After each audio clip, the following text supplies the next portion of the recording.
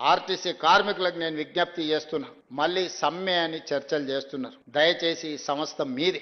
ఈ సంస్థను ఏ మాత్రం పట్టింపులకు రాజకీయ నేపథ్యంలో ఎవరైనా ప్రోత్సహిస్తే, మనం ఏదైనా ఒక నిర్ణయం తప్పుగా చేస్తే మొత్తం సంస్థనే దెబ్బతినే పరిస్థితి ఈరోజు ఉంది. పంతాలు పట్టింపులకు పోకండి. ఇప్పుడిప్పుడే కుదురుకుంటున్నాం. ఏదైనా విషయాలు ఉంటే మా మంత్రి గారితో చర్చించండి. చేయగలిగింది ఏదున్నా చేస్తాం. బడ్జెట్ పద్మనాభం లాగా నెల జీతాన్ని ఎట్లా ఒక కార్మికుడు లెక్కేసుకుంటాడో, తెలంగాణ రాష్ట్ర ముఖ్యమంత్రిగా ఇదంతా మన కుటుంబం అనుకొని నేను లెక్కలేసుకున్న లెక్కలని మీ ముందల పెడుతున్నా.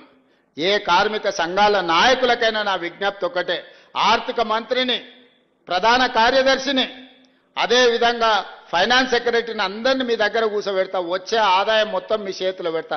ఏదాపమంటారో ఏడ ఖర్చు పెట్టమంటారో మీరే చెప్పుర్రి. అనా పైసా కూడా నేను ఇంటికి తీసుకెళ్ళను, ఒక్క పైసా కూడా అవినీతికి పాల్పడను. నేను మీకు మాట ఇస్తున్నా. మీరే చెప్పండి. మీరే ఒక అడ్వైజరీ బోర్డు పెట్టుకోండి. మీరే సూచన చేయండి.